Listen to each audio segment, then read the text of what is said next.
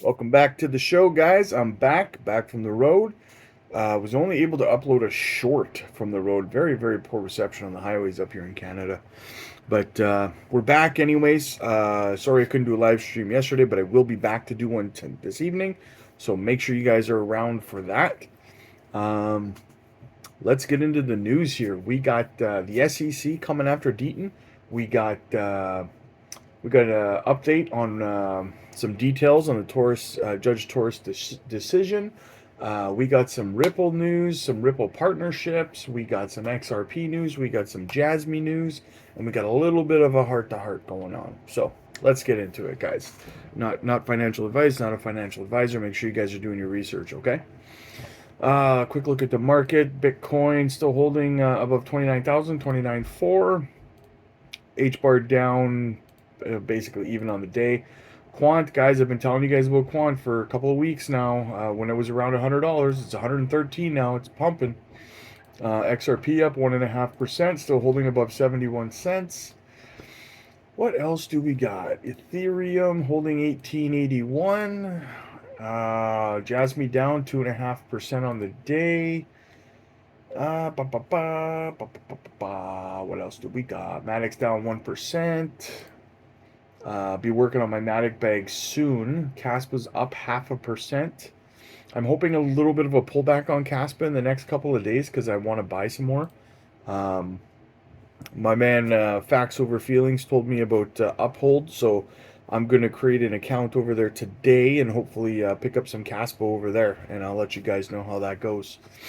So Optimism pumping 6%. Optimism's another one I want to get back into. Astar's up almost 7%. Aster, very bullish on the Polkadot ecosystem, guys. Very, very bullish. So let's kind of get into this now. Let's start banging off these stories. So we'll get into John Deaton first. SEC after Deaton. Excuse me. Deaton says in a letter to Judge Torres, the SEC states that it may seek further relief against me, me being John Deaton, in addition to asking the judge to throw me off the case. Dear JT, in case you don't have it, 450 North Broadway, East Providence. I'm not going to give you his whole address here. Is the best address for service of process. He's daring them to send him a letter or something, right? But yeah, apparently they're saying that they're pissed because, like, look, they know the significance of what John Deaton did in the SEC versus Ripple case.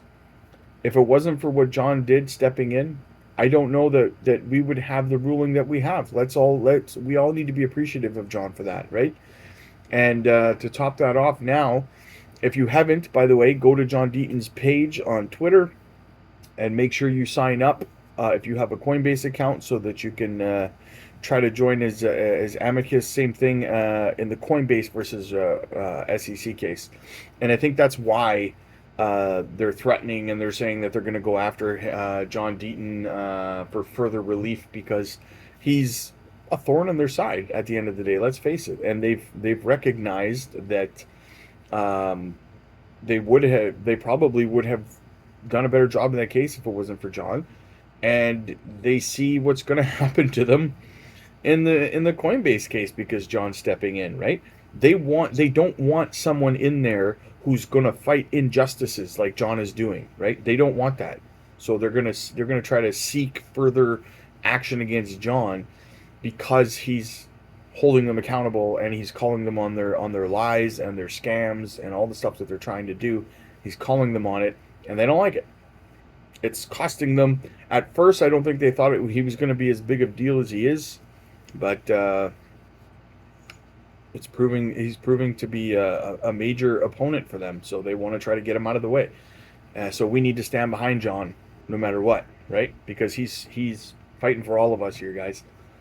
So go to John's page if you have a Coinbase account, and I would say sign up. It takes 2 seconds to do that. So yeah, I would say go ahead and do that. Okay, Louis Cohen. So now we're going to talk about another kind of angle from Judge Torres's decision in the case. This is from Lou and Cohen, and John Deaton had retweeted it. So it says a short thread on another case, Sinva versus Merrill Lynch, 1966. He says, why this case? So the reason that she cites this case in her decision is as follows. Judge Torres, in her decision on the SJ motion in SEC versus Ripple Labs, cites many familiar investment contract appellate cases like Glen Arden Commodities, Whiskey, and more recent district court cases like Kick and Telegram. But one SDNY,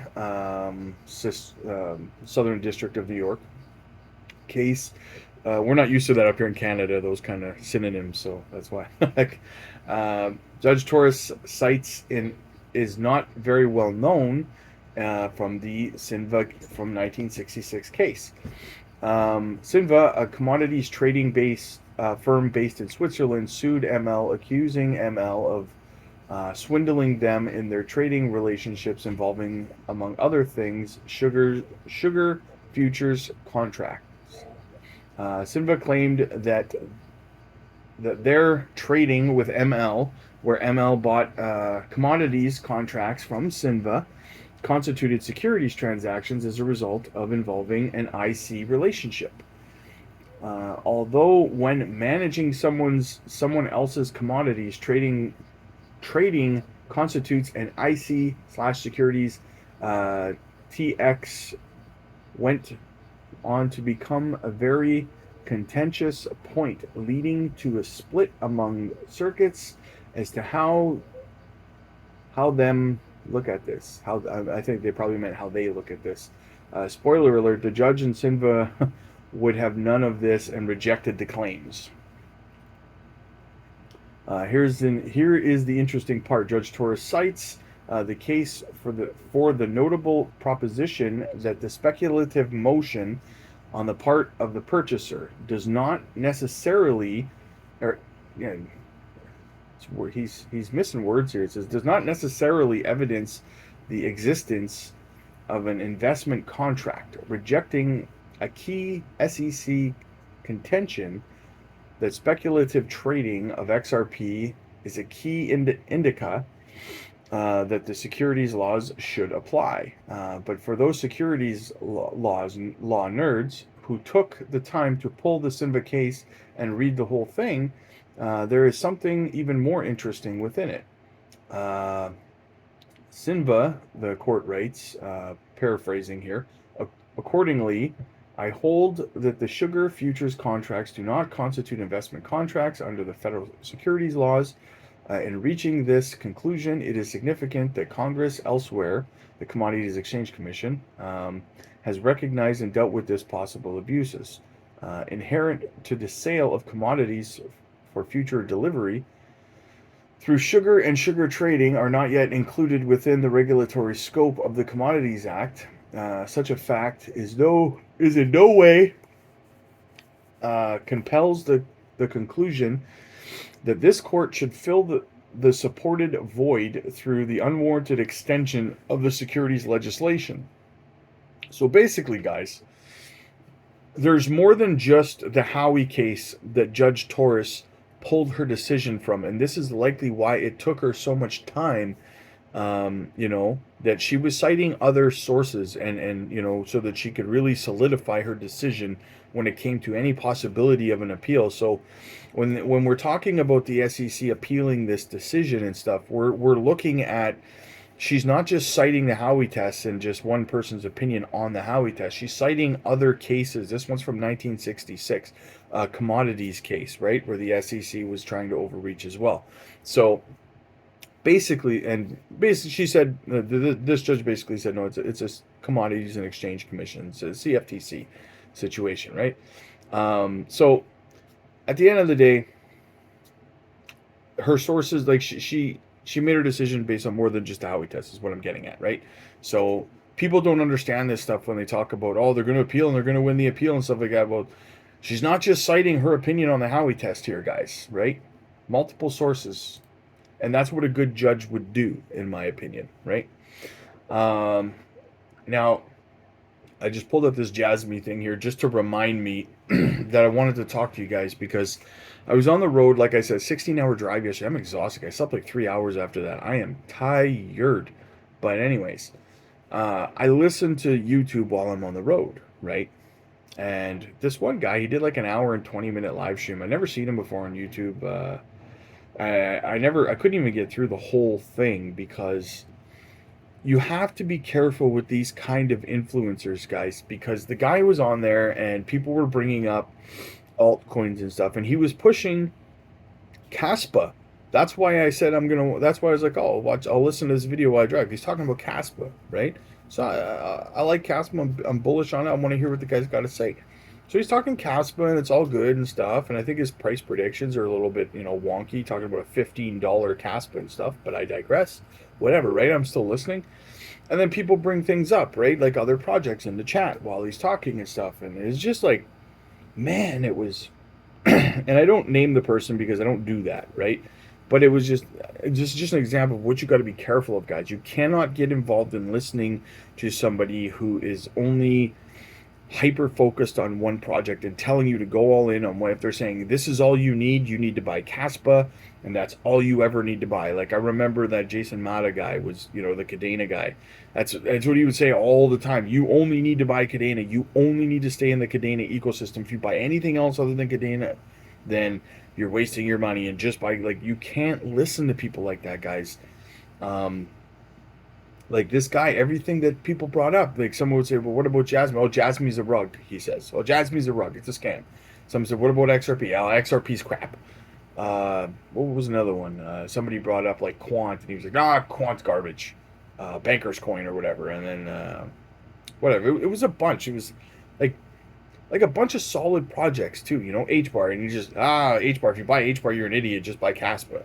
And like, just everything. Everything was a rug. Everything was crap. Everything was garbage, right? You only need to buy Caspa according to this guy, right? And I love Caspa, right? I want to hold a couple million Caspa. I believe in the project. I do. I'm super bullish on it. You guys who've been around, you guys know that, right? But you can't listen to some. I would never tell you to buy one project and one project only. In fact, if you join the live streams, you'll see that I always tell you guys to make sure you're very well diversified in at least 4 or 5 projects spread out evenly, so that if you get wrecked on one project, your whole portfolio will still survive and stay balanced, right? So yeah, you can't listen to guys like that. Every single project except for one is crap and a rug and garbage, and like, I would unfollow people like that immediately, because he's going to get people wrecked. Not only is he telling people to only buy one project, but he's telling them that one project is going to go from 3 cents to $15 inside of 2 years, right? That's what I'm talking about, guys. Just, you got to stay away from people like that. I don't care how comical and flashy their page is, and they get little funny, sound effects and stuff like that. At the end of the day, he's going to wreck you with that kind of advice. He doesn't care, right? So that's why I brought that up anyway, guys, because it bothered me on the road. And I was going to do a video about it on the road, but my videos wouldn't upload, so I just figured I'd talk about it today. We'll probably touch on it again in the live stream later, but Candlestick Maker says, Jasmy, this is dedicated to the tokenomics maxis. Jasmy is 97% diluted. That separates it from most top 100 projects, limited buy, store of value. So he's absolutely right in that aspect. It's one of very, very few projects that is 97% in circulating supply, like in circulation. I'm tired, guys. So that is why I do like Jasmy for that tokenomics. Again, I said it before, I'll say it again. It sucks if you bought in at $4 when it first came out, but if you bought it at $4, you must have believed in the tech behind it and the fundamentals. So why would you not DCA at these prices to bring your cost average down? That's just what I'm saying, right? It just makes logical sense. Instead of just holding what you have at $4 so that it gets back to $4, I would lower my cost average. It's just me, though. Because I've done that with projects. I bought into projects and then they dumped, and then I just DCA'd more. That's what I'm telling you guys. Don't buy Worldcoin right now, because it's 1% in circulation right now, right? It's going to crater. Um, Another one by Candlestick Maker says, Jasmy, say goodbye to data privacy concerns with Jasmy's personal data locker. He's just talking about Jasmy's monetizing your data and having that privacy. And the reason that I brought this up was to remind myself to talk about Worldcoin and how Jasmy and Worldcoin are kind of polar opposites. And there's no way that they're scanning my eyeballs for $50 worth of Worldcoin. Not going to happen, especially since, as I just alluded to, the tokenomics of Worldcoin are atrocious. Some of the worst I've ever seen. 1% in circulation. So they're going to pay you. First of all, they're only going to pay you $50 to scan your eyeball. God knows what they're going to do with that information. They're probably going to sell that information, right? Or use it for whatever nefarious purposes. But they're going to pay you $50, and then they're going to dump a bunch of supply on the market, and then that $50 could be worth a fraction of a penny, and you just gave your data away for that. Even if you sold right away, if they'll let you, I don't even know if there's like a lockup agreement or something like that, or a staking agreement or something for X amount of time. But even if you could sell it right away, it's $50. Who cares? It's $50. I don't know. It's just, I find it funny. Jasmine's like the exact opposite of what Worldcoin's doing, and I am not on board with what Worldcoin's doing. They're not scanning my eyeballs. Now, in saying that, when, not if, but when that token, and I'm talking about Worldcoin, craters because they flood the market, right? And the tokenomics are good, and it's a fraction of a cent, then I'll buy some Worldcoin. And I'm only buying it not to support the tech or anything like that. I'm buying it because I don't do this for emotional purposes. If there's a project and I can make money off it, I don't care. I'm here to make money, right? I'm not here to stand on my principles because my principles, they don't pay my rent, they don't feed my kids, they don't do any of that stuff, right? So you can sit there and you can say, well, I'm not going to buy Worldcoin because of what they do. Like I see people all the time say, I'm not going to buy Quant or XRP because they're banker coins and I'm against banker coins.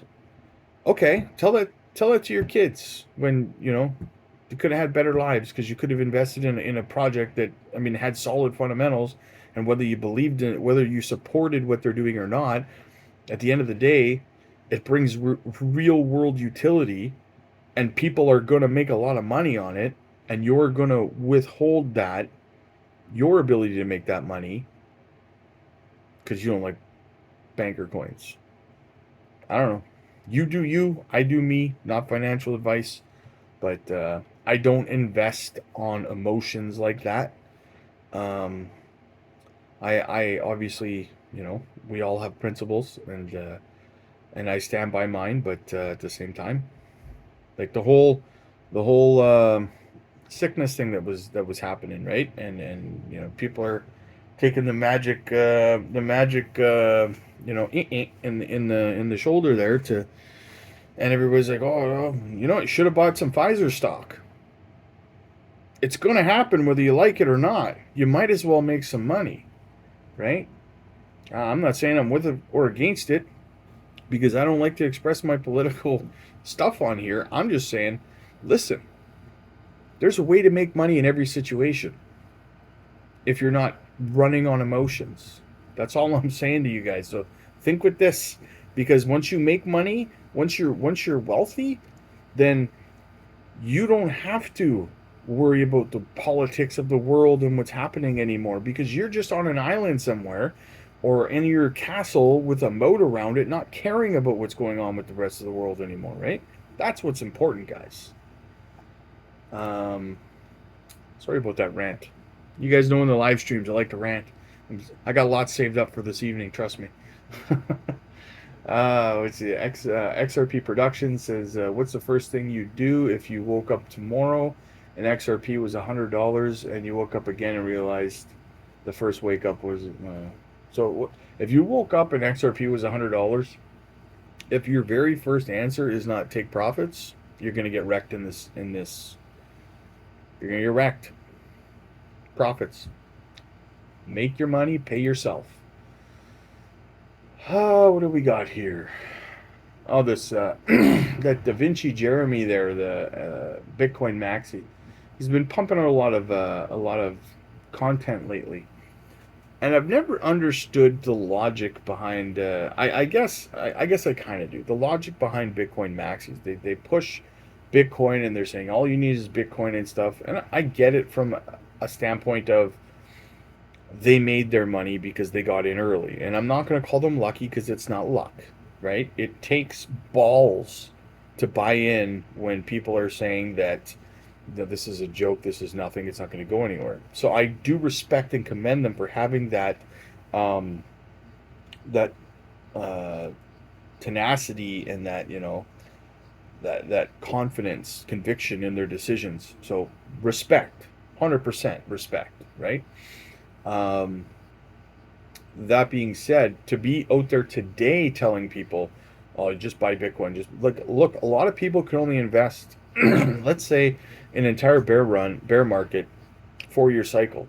You can only manage to get about 10, 15 grand together, and that's DCAing over like 2.5, 3 years, right? The ROI on Bitcoin for $10,000. What are you gonna 2, 3x that? What kind of advice is that? Right? When I when I buy Bitcoin, what I do is I take all my profits from an entire bull run. I take a good percentage of them, and when Bitcoin bottoms out in the next bear market, I put a percentage of those profits into Bitcoin because that I want to double and triple, right? If we're looking at hundreds of thousands or millions of dollars, then that I want to 2, 3x. No problem.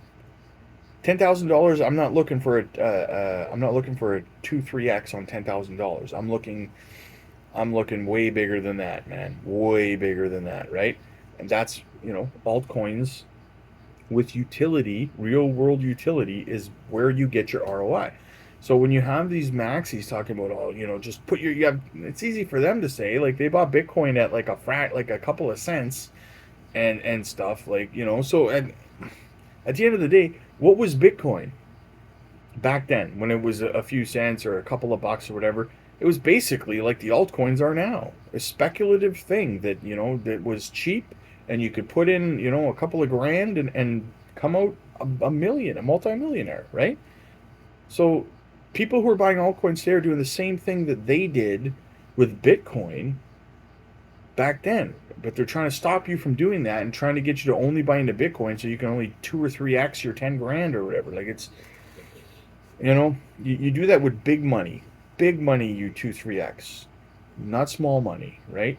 Everyone has to start somewhere. Not everyone starts with a whole bunch of money. So if you can only do a couple $100 a month, I wouldn't recommend putting it into Bitcoin because you're only going to 2 or 3x your money, right?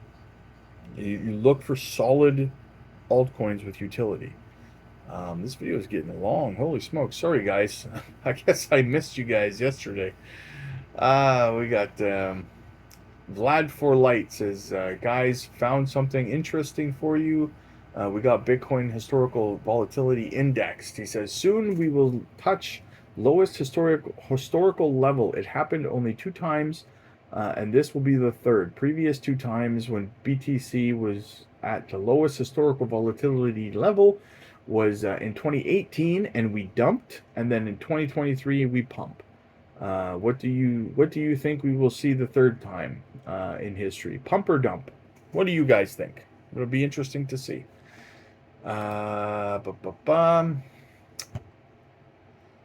Wall Street Bulls says Ripple's in principle license from Singapore Monetary Authority is shaking up the banking world. Julie Harris, head of global banking and Bank of America, had to acknowledge Ripple's potential in the Treasury Insights podcast.